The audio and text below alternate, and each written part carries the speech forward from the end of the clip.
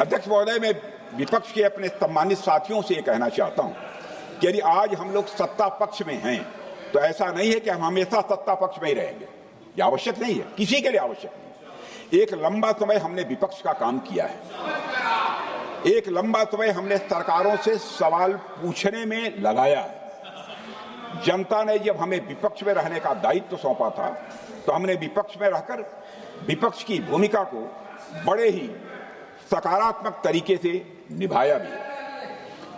अध्यक्ष महोदय, विपक्ष में रहकर हमने कैसे प्रश्न पूछे, इसके कुछ उदाहरण मैं यहां रखना चाहता हूं।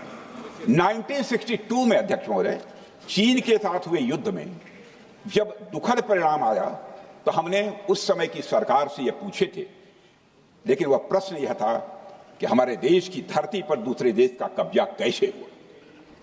हमने यह प्रश्न पूछा था कि हमारी सेना और हमारी जनता अपमानित क्यों हुई। हमने यह प्रश्न पूछा था कि बड़ी संख्या में हमारे सैनिक हताहत कैसे हुए।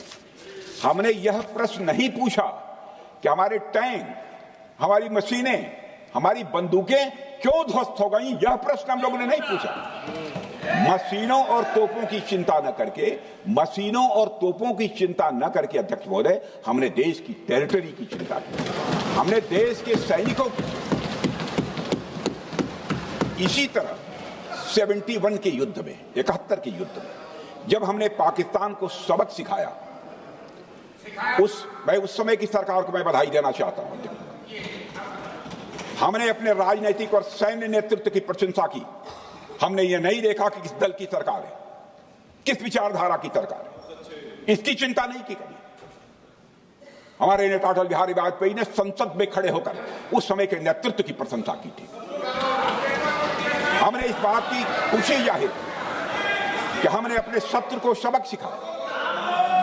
हमने उस दौरान यह प्रश्न नहीं पूछा कि इस सबक सिखाने के दौरान में भारत के कितने प्लेन्स गिरे, भारत के कितने इक्विपमेंट्स बर्बाद हुए।